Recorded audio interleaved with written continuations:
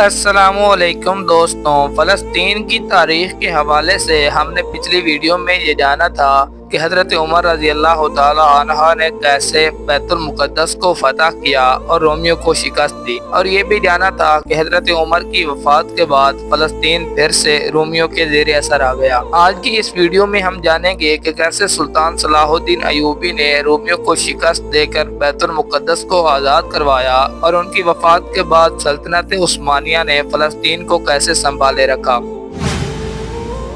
سلطان صلاح الدین ایوبی کا نام تاریخ اسلام میں ایک ایسی روشنی کی مانند ہے جو ظلمت کے اندھیروں میں امید کا چراغ بن کر ابھری۔ وہ نہ صرف ایک عظیم جرنیل تھا بلکہ ایک نیک دل، نرم خو اور اللہ کا سچا بندہ بھی تھا، جس کے دل میں بیت المقدس کی غلامی کا غم انگاروں کی طرح دہکتا رہتا تھا۔ صلاح الدین ایوبی کا بچپن شام میں گزرا اور وہ نور الدین زنگی کی صحبت میں پروان چڑھا۔ نور الدین زنگی نے اس کے دل میں بیت المقدس کی محبت، امت کا درد اور جہاد کا جذبہ بھر دیا تھا۔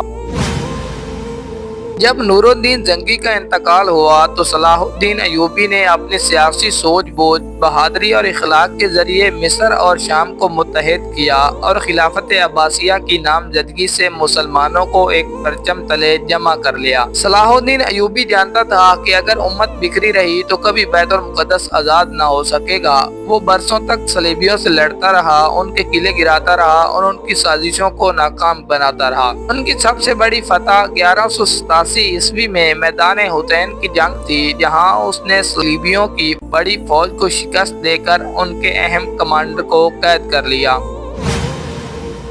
یہ وہی جنگ تھی جس کے بعد بیت المقدس کے دروازے صلاح الدین ایوبی کے لیے کھل گئے، لیکن جہاں صلیبیوں نے 88 سال پہلے خون کی ندیاں بہا دی تھی، وہاں صلاح الدین ایوبی نے رحمت، عفو اور رواداری کی مثال قائم کی۔ جب وہ بیت المقدس میں داخل ہوئے تو انہوں نے حکم دیا کہ کوئی گرجا نہ گرایا جائے، کسی پادری یا عورت کو ہاتھ نہ لگایا جائے، اور جو صلیبی چاہے فدیہ دے کر اطمینان سے شہر چھوڑ سکتا ہے۔ جو فدیہ نہ دے سکے اس کے لیے بھی سلطان صلاح الدین ایوبی نے اپنی جیب سے ادائیگی کی، تاکہ کوئی ماں، بیٹی یا بزرگ غلام نہ بنے۔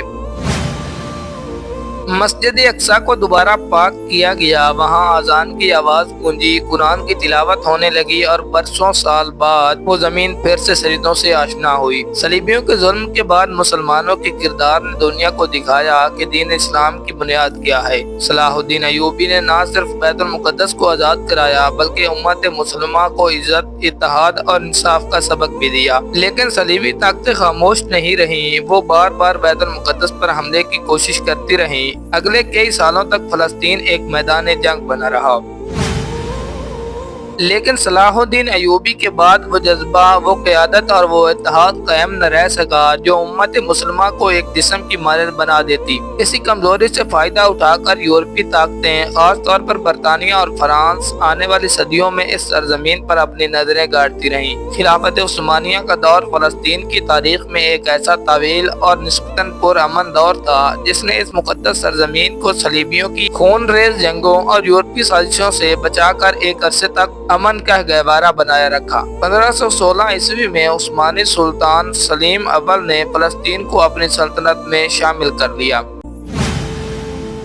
اس کے بعد تقریباً 400 سال تک بیت المقدس اور پورا فلسطین خلافت عثمانیہ کے تحت رہا۔ یہ وہ زمانہ تھا جب اسلامی دنیا اگرچہ رفتہ رفتہ زوال کا شکار ہو رہی تھی، لیکن فلسطین میں امن، مذہبی ہم آہنگی اور اسلامی تشخص برقرار رہا۔ مسجد اقصیٰ، قطبۃ الصغریٰ اور دیگر مقدس مقامات کو تعمیر و مرمت باقاعدگی سے کی جاتی رہی۔ زائرین حجاز اور شام سے بہت سارے لوگ بیت المقدس آتے اور یہاں کے علماء، صوفیہ کرام اور طلباء اسلامی علوم میں مصروف عمل رہتے۔ خلافت عثمانیہ نے عیسائیوں اور یہودیوں کو بھی عبادت کی مکمل آزادی دی، لیکن انہیں حدود کے اندر رکھا تاکہ اسلامی تشخص اور برتری قائم رہے۔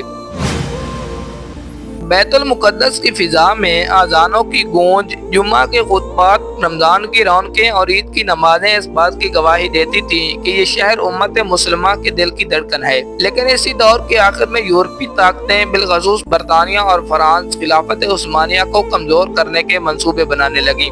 19ویں صدی کے آخر میں جب خلافت اندرونی اور بیرونی سازشوں کا شکار ہو چکی تھی، تبھی یہودی قوم نے ایک نیا خواب دیکھنا شروع کیا کہ فلسطین پر قبضہ اور وبا کی صورت میں یہودی ریاست کا قیام۔ یہ خواب ایک خیالی منصوبہ نہیں تھا بلکہ اس کے پیچھے سیاسی، مالی اور خفیہ طاقتیں کار فرما تھی۔ 1897 میں تھیوڈور ہرزل قیادت میں پہلی صہیونی کانگریس سوئٹزرلینڈ کے شہر باسل میں منعقد ہوئی۔ یہاں یہ فیصلہ کیا گیا کہ دنیا بھر کے یہودیوں کو فلسطین میں آباد کر کے وہاں اسرائیل نامی ایک ریاست قائم کی جائے۔ عثمانی خلیفہ عبدالحمید ثانی نے یہودیوں کی پیشکش مسترد کر دی، جس میں انہوں نے فلسطین کے بدلے خلافت کو قرضوں سے نجات دلانے کا وعدہ کیا تھا۔ خلیفہ نے دو ٹوک الفاظ میں کہا کہ میں اپنی مقدس سرزمین کو کسی قیمت پر فروخت نہیں کروں گا، یہ زمین میرے لیے نہیں، امت مسلمہ کی امانت ہے۔ مگر اس دوران خلافت عثمانیہ اندر سے کمزور ہو رہی تھی اور بیرونی دشمن اسے توڑنے کے در پہ تھے۔ برطانیہ اور فرانس نے عربوں میں خلافت کے خلاف بغاوتیں کروائیں۔ لارنس آف عربیہ جیسے ایجنٹوں نے عرب قبائل کو خلافت کے خلاف کھڑا کیا۔ پھر پہلی جنگ عظیم میں خلافت کو شکست ہوئی اور 1917 میں برطانوی جرنیل ایلن بی نے یروشلم پر قبضہ کر لیا۔ اس نے مسجد اقصی کے دروازے پر کھڑے ہو کر کہا، آج صلیبی جنگیں مکمل ہو گئیں۔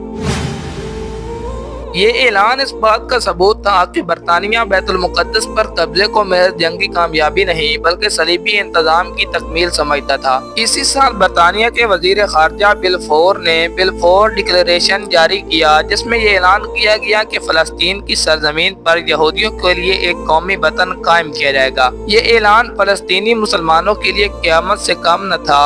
اب فلسطین ایک نئی مصیبت کی طرف بڑھ رہا تھا۔ یہودیوں کی منظم ہجرت، زمینوں کی خریداری، برطانوی سرپرستی اور مسلمانوں کے حقوق کی پامالی۔ آنے والی قسط میں ہم دیکھیں گے کہ سلطنت عثمانیہ کے زوال کے بعد کیسے یہودیوں نے فلسطین کی زمین پر آنا شروع کیا، کیسے لوگوں کو ڈرا دھمکا کر ان کی زمینیں ہتھیائیں، اور پھر آخر کار کیسے برطانوی حکومت کے دباؤ کے پیش نظر فلسطین کو دو الگ الگ ریاستوں میں تقسیم کرنے کا فیصلہ کیا گیا۔